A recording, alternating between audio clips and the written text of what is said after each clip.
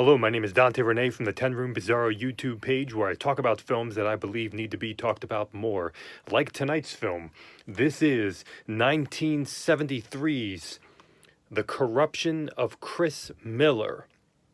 This is a Spanish film, actually filmed in Barcelona, I believe, and this is from 1973. It's 113 minutes long.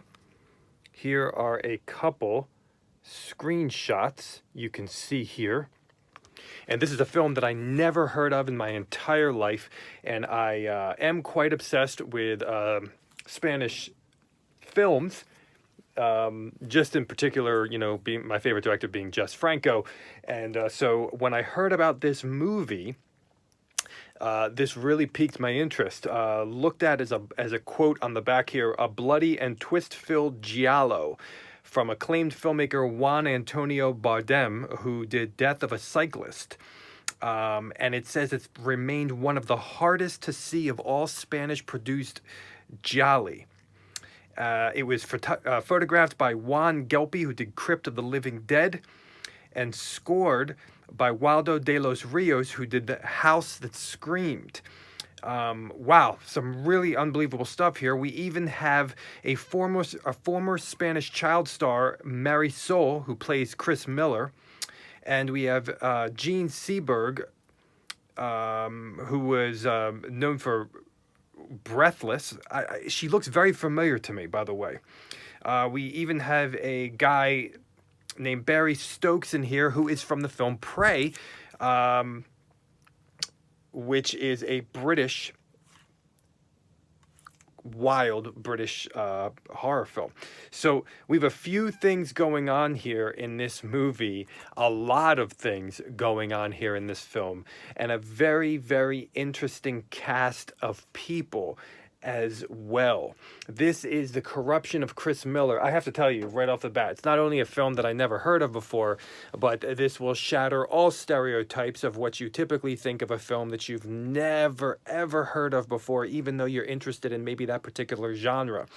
Typically, the stereotype is, it must not be that great if I never heard of it before, and this film will shatter those stereotypes because The Corruption of Chris Miller is just complex, wild, transgressive, edgy, very violent, psychosexual, mysterious, atmospheric, gothic, horrific, weird, spooky, surprising, sensuous, disturbing, and very artistic. The Corruption of Chris Miller. First and foremost, let's look at the score of this fascinating film. The score in this movie ebbs and flows throughout the film in just the perfect dimensions. Sometimes score kind of erupts into scenes of a film, and it's almost like weird. It's almost like awkward. That's not to say it's negative, but sometimes it's not just the score of a film is what I'm saying. It's also the way the score is played in the film, when it plays, how it plays. What's the ebb and the flow of the score? How does the score move in the film? Very obviously, you look at like a filmmaker like Dario Argento, and you can see his Goblin scores and how he uses music. How he uses music is so particular. It's so exact. He has a very specific ebb and flow to the way he uses music. Just last night, I saw Last Tango in Paris for the first time, with Marlon Brando, that Italian-French production. And one of the things that I thought was really interesting was the way that the score moves in that film. It's very bizarre, at times abrupt, and just weird. And what a fascinating score to that. And in The Corruption of Chris Miller, there's a very interesting ebb and flow to the score that is just perfection. The music is orchestrated, sometimes electronic, and I have to tell you that The score is just as complex as the movie. I say this a lot, but it really, I mean, a score can reflect a film, can reflect the style, can reflect the story. And the score in here is so atmospheric, and it's filled with darkness, spookiness at times, kind of that wild 70s, dangerous, funky freedom, childlike playfulness, reflecting a puppeteer. We also have kind of these oppressive vibes, this oppressive repetition near the climax of the film that is just absolutely hair-raising and perfect in light of what you've already experienced in this 113-minute beautiful film. So the score is throughout the movie, ebbing and flowing and moving all throughout. Now, the corruption of Chris Miller, as I mentioned, yes, we have a puppeteer, we have greed, we have robbery, we have very psychosexual, disturbing family relations, we have loss, we have lust, we have sexual abandonment, the theme of immorality, rape, and kind of trauma, anxiety, rain. This is a movie of rain. Forget what you've thought about Spain. This is a movie of rain. And rain is part and parcel with the film. And man, as soon as the film starts, you can sense the atmosphere with the rain. This is a movie of multiple stories, multiple characters, and allowing the breath to allow characters to develop and move, and everything is so interesting in this film. Even in the moments where nothing is happening, it's interesting because of the conversations and the characters and the mystery and what the hell is going on. And something that I found very interesting in The Corruption of Chris Miller is the fact that the characters are so mysterious in this film. The characters themselves are you can't quite figure them out. It's not like you're watching this movie and just trying to figure out the story. You can't even figure out what the hell these people are and who they are, even all the way up to the last frame of the film. There is so much to wrap your head around that you're constantly just transfixed on the motions, on the people. We have this fascinating house with like trapdoors and secrets. It's a house of secrets. It's a house of loneliness. It's a house of lust. It's a house of pain and yearning and confusion and need. A very interesting relationship between two women in this house we have that's very complex, and even up to the last frame of the film. This is a very violent movie. This is an example of a film that is not gory, and it's not like there's violence throughout the film. No, not at all. But when it does happen, it is absolutely violent.